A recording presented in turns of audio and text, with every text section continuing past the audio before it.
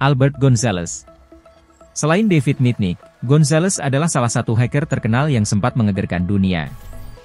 Albert Gonzalez, lahir pada tahun 1981 adalah seorang peretas komputer, penjahat komputer, dan informan polisi Amerika, yang dituduh mendalangi pencurian kartu kredit dan penjualan kembali lebih dari 170 juta nomor kartu dan ATM dari tahun 2005 hingga 2007, penipuan terbesar dalam sejarah. Gonzalez dan kaki tangannya menggunakan injeksi SQL untuk menyebarkan pintu belakang pada beberapa sistem perusahaan untuk meluncurkan serangan paket sniffing khususnya spoofing ARP, yang memungkinkannya mencuri data komputer dari jaringan internal perusahaan. Selama pestanya, ia dikatakan telah mengadakan pesta ulang tahun senilai $75.000 dan mengeluh karena harus menghitung $340.000 dengan tangan setelah mesin penghitung mata uangnya rusak. Gonzalez menginap di hotel-hotel mewah tetapi rumah-rumah formalnya sederhana. Dia bersama dengan timnya tampil di episode musim kelima dari serial CNBC American Great yang berjudul, episode 40, Hackers, Operation Get Rich or Die Trying. Gonzalez menghadapi 3 dakwaan federal. Dakwaan pertama dijatuhkan pada bulan Mei 2008 di New York untuk kasus Dave dan Buster's, jadwal sidang September 2009. Dakwaan kedua dijatuhkan pada bulan Mei 2008 di Massachusetts untuk kasus Tanjung Max, jadwal sidang awal 2010.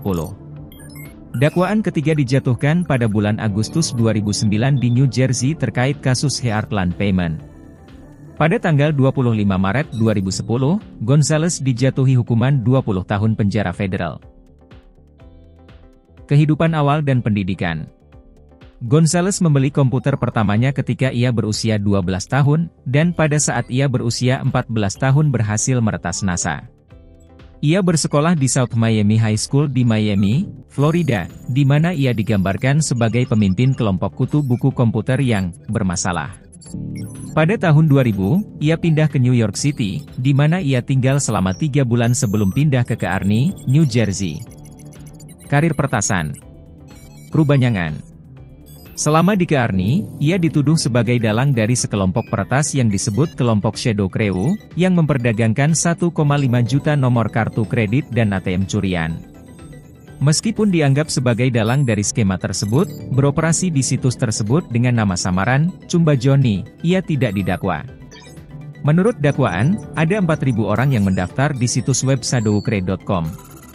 Setelah terdaftar, mereka dapat membeli nomor akun curian atau dokumen palsu di lelang, atau membaca tutorial dan cara melakukannya, yang menjelaskan penggunaan kriptografi dalam strip magnetik pada kartu kredit, kartu debit, dan kartu ATM sehingga nomor tersebut dapat digunakan.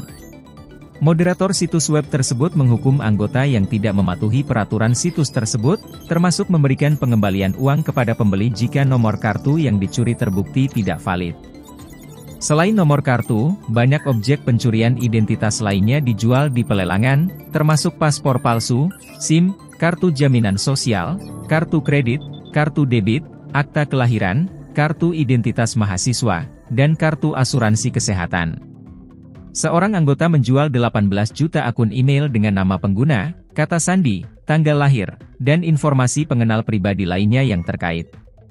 Sebagian besar dari mereka yang didakwa adalah anggota yang benar-benar menjual barang-barang terlarang. Anggota yang mengelola atau memoderasi situs web itu sendiri juga didakwa, termasuk 1 orang yang mencoba mendaftarkan nama domain CC Shadowcrew. Secret Service menjuluki investigasi mereka sebagai Operasi Firewall, dan meyakini bahwa hingga $4,3 juta telah dicuri, karena Shadow Crew membagikan informasinya dengan kelompok lain yang disebut Charter Planet dan Dark Profits. Investigasi tersebut melibatkan unit-unit dari Amerika Serikat, Bulgaria, Belarus, Kanada, Polandia, Swedia, Belanda, dan Ukraina. Gonzalez awalnya didakwa atas kepemilikan 15 kartu kredit dan debit palsu di Newark, New Jersey, meskipun ia terhindar dari hukuman penjara dengan memberikan bukti kepada Secret Service Amerika Serikat terhadap rekan-rekannya. 19 anggota Shadow Crew didakwa. Gonzalez kemudian kembali ke Miami. Perusahaan TJX diretas. Perusahaan TJX atau TTJX Companies adalah sebuah perusahaan publik asal Amerika Serikat yang bergerak di industri retail. Saat bekerja sama dengan pihak berwenang, ia dikatakan telah mendalangi peretasan TJX Companies, di mana 45,6 juta nomor kartu kredit dan debit dicuri selama periode 18 bulan yang berakhir pada tahun 2007, melampaui pelanggaran tahun 2005 terhadap 40 juta catatan di Car System Solutions. Gonzales dan 10 orang lainnya mencari target saat melakukan war driving dan mencari kerentanan dalam jaringan nirkabel di sepanjang Ash Road 1 di Miami. Mereka membahayakan kartu di BJS Wholesale Club, DSW, Office Max, Boston Market, Barnes & Noble, Sports Authority dan Tanjung Max. Dakwaan tersebut merujuk kepada Gonzales dengan nama layar, Cumba Johni, 201679996, Soap Nazi, Segfetch, King Chili, dan Stanozols. Peretasan ini merupakan sebuah aib bagi Tanjung Max, yang menemukan pelanggaran tersebut pada bulan Desember 2006. Perusahaan tersebut awalnya percaya bahwa intrusi tersebut dimulai pada bulan Mei 2006, namun penyelidikan lebih lanjut mengungkapkan pelanggaran tersebut sudah terjadi sejak bulan Juli 2005. Salah satu orang yang diduga sebagai rekan konspiratornya adalah Stephen Watt, yang dikenal di dunia hacker sebagai teroris Unis, dan Jim Jones. Watt bekerja di Morgan Stanley di New York City dan menulis program Sniffer. Penangkapan Gonzales ditangkap pada tanggal 7 Mei 2008, atas tuduhan meretas jaringan perusahaan Dave & Buster dari lokasi penjualan di sebuah restoran di Islandia, New York. Peristiwa itu terjadi pada bulan September 2007. Sekitar 5.000 nomor kartu dicuri. Transaksi penipuan senilai total $600.000 dilaporkan pada 675 kartu. Pihak berwenang menjadi curiga setelah para konspirator terus kembali ke restoran untuk memulai kembali peretasan mereka, karena peretasan tidak dapat dimulai ulang setelah komputer perusahaan dimatikan. Gonzales ditangkap di kamar 1508 di National Hotel di Miami Beach, Florida.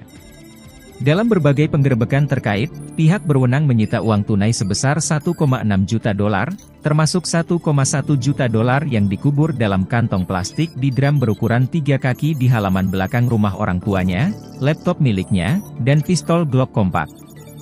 Para pejabat mengatakan bahwa, pada saat penangkapannya, Gonzales tinggal di sebuah rumah tak mencolok di Miami.